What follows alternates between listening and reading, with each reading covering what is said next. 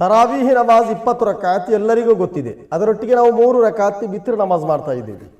ಇನ್ಶಾ ಅಲ್ಲಾಹ್ ಈ ಒಂದು ತಿಂಗಳು ಒಳ್ಳೆಯ ರೀತಿಯಲ್ಲಿ ತರಾವೀಹಿ ನಮಾಜ್ ಮಾಡಲಿಕ್ಕೆ ಅಲ್ಲಾಹ್ ನಮಗೆಲ್ಲರಿಗೂ ತೌಫೀಕ್ ಕೊಟ್ಟು ಅನುಗ್ರಹಿಸಲಿ. ಆಮೀನ್ ಯಾ ರಬ್ಬಲ್ ಆಲಮೀನ್. ಮಸೀದಿಯಲ್ಲಿ ಮದರಸಗಳಲ್ಲಿರುವ ಇಮಾಮಗಳೊಂದಿಗೆ ಯಾವುದಾದರೊಬ್ಬ ಜಮಾತ್ ಕಮಿಟಿಯಲ್ಲಿರುವ ಒಂದು ವ್ಯಕ್ತಿ ಹೋಗಿ ಉಸ್ತಾದ್ ನಿಮ್ಮ ತರಾವೀಹಿ ತುಂಬ ಫಾಸ್ಟ್ ಆಗುತ್ತೆ ಅಥವಾ ಸ್ಲೋ ಆಗುತ್ತೆ ಅಂತ ಚರ್ಚೆಗೆ ಯಾರೂ ನಿಲ್ಲಬೇಡಿ. ಅಥವಾ ಊರಿನ ಕೆಲವು ಯುವಕರು ಹೋಗಿ ಉಸ್ತಾದ್ ನಿಮ್ಮ ತರಾವೀಹಿ ತುಂಬ ಸ್ಲೋಲಿ ನಮಗೆ ನಮಾಜ್ ಮಾಡಲಿಕ್ಕೆ ತುಂಬ ಕಷ್ಟಕರವಾಗುತ್ತೆ ಎಂಬ ಒಂದು ಭಾವನೆಯನ್ನು ಉಸ್ತಾದರ ಮುಂದೆ ಪ್ರಕಟಣೆ ಮಾಡಬೇಡಿರಿ. ನೀವು ಉಸ್ತಾದ್ ಅಲ್ಲಾಹನ ವಜಹಿಗೋಸ್ಕರ ಇಮಾಮತ್ತು ನಿಂತುಕೊಂಡು ನಮಾಜ್ ಮಾಡುವಾಗ ಅವರೊಂದಿಗೆ ನೀವು ಮಅಮೂಮಾಗಿ ನಮಾಜ್ ಮಾಡಿ ಅಲ್ಲಾಹನ ಆ ಒಂದು ಪ್ರತಿಫಲವನ್ನು ನಮಗೆ ಅಲ್ಲಾಹು ಕೊಡಬೇಕು ಎಂಬ ಆಸೆಯೊಂದಿಗೆ ನೀವು ತರಾವೀಹಿ ನಮಾಜ್ ಮಾಡಿರಿ. ನೀವು ತುಂಬ ಫಾಸ್ಟಾಗಿ ನಮಾಜ್ ಮಾಡಬೇಕೆಂಬ ನಿಯತ್ತಿನಿಂದ ನಮಾಜ್ ಮಾಡಿ ನಿಮ್ಮ ನಮಾಜನ್ನು ನೀರಲ್ಲಿ ಬಿಡುವಂತಹ ನಮಾಜ್ ಮಾಡಬೇಡಿರಿ. ನಾಳೆ ಜನ್ನತ್ತಿಗೆ ಹೋಗುವಂತಹ ನಮಾಜಾಗಿ ಅಲ್ಲಾಹು ಕಬೂಲ್ ಮಾಡಲಿ. ಅಸ್ಸಲಾಮು ಅಲೈಕುಂ ವರಹಮತುಲ್ಲಾಹಿ ತಆಲಾ ವಬರಕಾತುಹು.